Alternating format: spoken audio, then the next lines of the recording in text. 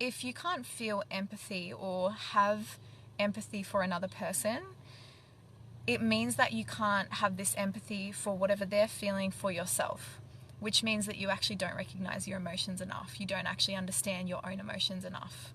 So to actually feel empathy for someone, you need to understand your own emotions. Leaders that are just in that title, in that position because of the duration, again, like I've mentioned, when we see leaders who don't have this empathy, they don't care, they don't have time for you, they keep their door closed at all times, they don't care about your training and development opportunities, learning opportunities, they don't ask about your family, they don't ask about how you're going at work, they don't ask about, is there anything I can do for you, or is there anything you need help with? No, there's none of that. Their lack of empathy, again, if you have a leader or a manager who lacks empathy, they're incompetent. They are not training you and guiding you in the correct ways to actually becoming a competent leader and having this level of leadership. So obviously first look at your own emotions, because we can only be competent leaders ourselves when we recognize and understand where our emotions are coming from. If someone has said to you, giving you some feedback, and you get defensive and you feel, so just maybe like as an example, a friend says to you, why didn't you call me when you said you would? And you jump in defensiveness and say, well, oh my gosh, like, you just have to be patient, like, I'm so busy, and like, you should know how busy I am, and I've got so much going on, and blah blah blah blah. Shut up. So you need to ask yourself, you need to tell yourself to shut up first, and you need to look at your emotion that's just come out, that you just blurted out in defense mode, and look at your emotion. By the way, you're not your emotion, so do not label yourself as your emotion. You're not a sad person, you're not a depressed person, you're not a happy person, you're not an emotion, so don't label yourself as an emotion. They come and go.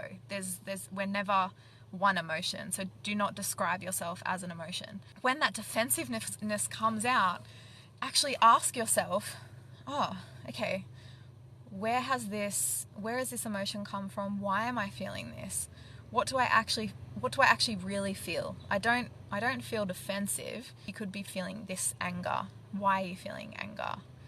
So unraveling all of the different emotions that you're feeling here, coming back to recognizing your emotions, you're basically asking yourself questions to keep unraveling that emotion until you actually get to the problem, until you actually can actually understand why you've acted in defense mode. Have a think about the next time that you are talking about, or you're in conversation with someone and they start to pick on something that makes you feel either this anger, this sadness, this disappointment, and really then reflect on that emotion and ask yourself, why am I feeling this, and where has this come from?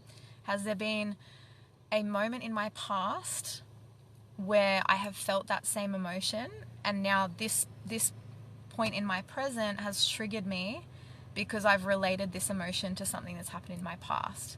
So really, anything that we are reflecting in the moment or responding in the moment is correlated with a memory from our past. So it's the same thing for our future. So it's the same thing when we think about, the future fears, and we're projecting a fear in the future which hasn't even happened yet, and we can't predict the future. I mean, technically you can predict the future if you look at all of your habits on a daily basis, and you can kind of predict where you're going. In smaller terms, we can't predict the future, so what we're actually doing is taking our a pattern of behavior or a pattern of emotion that we have experienced in the past and correlated that with a memory in the future. So if you actually go back to, like I said before, your string of life, and if you go back and start at the very beginning of your string of life and unravel all of those knots, all of these little knots of traumas and triggers and challenges and whatever you've faced, whatever adversity that you've gone through, you need to go back and unravel those pieces that are impacting your present today. Interpersonal skills, emotional intelligence, how to actually dive into psychological safety, promote psychological safety. Leaders, I'm talking to you, rising leaders. We all need to we all need to come together to change the future of our workplaces for the better, businesses for the better as well, because we're all going to be creating businesses. It's all happening right now. We're all creating personal brands online. We're all, people will be buying into who we are. So the sooner that you learn how to lead your own life and then lead other people, the better, because the future is now, it's happening. We're so blessed and so lucky to have so many opportunities in this day and age. Yes, I'm Australian. Thank you for noticing. So yeah, if you want to check out the community, go to the link in my bio and you can read a little bit more about the upcoming workshop on this coming Sunday.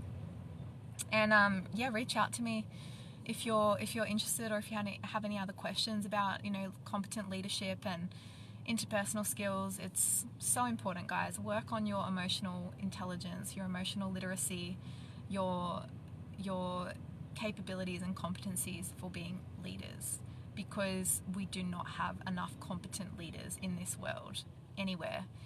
Even in Australia, I'm in a very safe, privileged country, first world country here, and majority of workplaces and organizations are backwards. It's still not okay in 2023. So there's so much more that can be done, and we're stepping into this space now. So thanks everyone for joining.